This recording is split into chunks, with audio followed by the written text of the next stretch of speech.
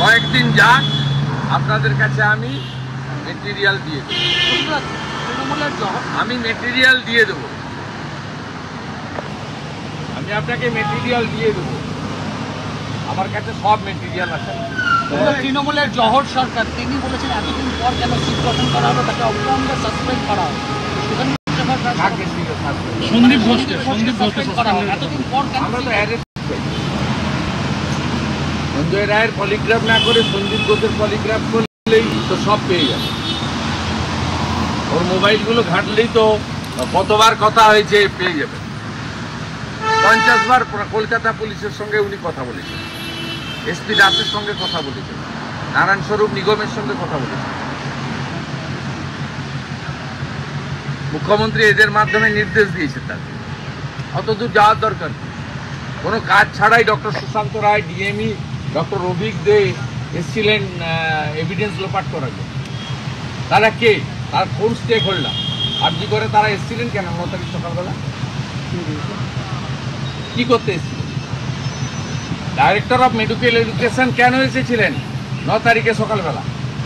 Doctor Abhik দে press conference করছিলেন, পাশে দাঁড়িয়েছিলেন, ছবি তো সবাই দেখেছে। কেন এসেছিলেন তারা? কে তাদের পাঠিয়েছে? ট্রেনে হিঁচড়ে নিয়ে গিয়ে একটা বোনের নিথর দেহকে উপযুক্ত সম্মান জানানো, তার পরিবারকে শেষ মুহূর্তের দেখা, যা আমাদের হিন্দু বাঙালি সংস্কৃতিতে আর আছে, এগুলো কিছুই করতে দেননি। মেরে পিটিয়ে ট্রেনে হিঁচড়ে বডিকে নিয়ে গিয়ে কি কাণ্ড করেছেন আপনারা? তাড়াতাড়ি নিয়ে গিয়ে ও তার বাবা মার পাশে মিঠু মজুমদার আর নির্মল ঘোষ, এই দুটোকে তো আগে অ্যারেস্ট করা উচিত। একটা ইলেকট্রনিক্স চ্যানেলকে বলানো হয়েছে তার বাবাকে দিয়ে। আমার মুখ্যমন্ত্রীর উপর আস্থা আছে, আমরা ফোনে কথা বলেছিলাম, ইঙ্গিত করে বলা হয়েছে অন্য রাজনৈতিক দল বিষয়টা ঢুকতে চেয়েছিল, আমি ঢুকতে দিই। ও প্রম্পট করছে পাশে দাঁড়িয়ে মিঠু মজুমদার, কাউন্সিলর, সবাই দেখেছে কি করে তার বাবা। আমরা যখন হাইকোর্টে চলে গেলাম, তারপরে তার পিতৃদেব কি করে পাওয়ার অফ অ্যাটর্নি দিয়ে, মানে ভোকালতনামায় সই করে তার পক্ষ থেকে 11th আওয়ারে সম্মানীয় আমাদের আইনজীবী, সিনিয়র আইনজীবী বিকাশ ভট্টাচার্যকে দিলে। প্রথম তো কোর্টে আমি গেছি, আমার লয়ার গেছে, কোর্ট তো বাকি গেছে। পরের দিন সকালবেলা তো ফার্স্ট হিয়ারিং কমপ্লিট হয়েছে। তার মানে তার বাবাকে, তার মাকেও এরা প্রেসারে রেখেছিল। তাই এই ঘটনার সঙ্গে সরাসরি তৃণমূল যুক্ত। মিঠু মজুমদাররা পাশ থেকে দাঁড়িয়ে প্রম্পট করেছে, নির্মল ঘোষ মিঠু মজুমদার ঘিরে রেখেছে, তার বাড়িতে কাউকে ঢুকতে দেয়নি, কারোর সঙ্গে কথা বলতে দেয়নি।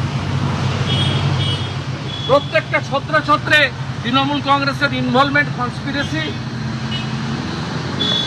এবং পরিবারকে একটা ভয় দেখিয়ে আতঙ্কের মধ্যে নিয়ে যাওয়া, এই চেষ্টাগুলো তারা ছত্রে ছত্রে করেছে।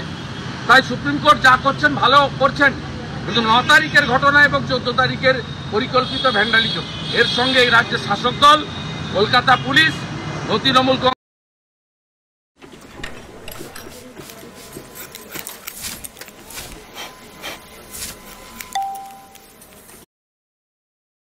তাদেরকে অ্যাপ্লিকেশন ফাংশন দেওয়া হোক, এটা পশ্চিমবঙ্গের মানুষ চায়, আমিও পাচ্ছি।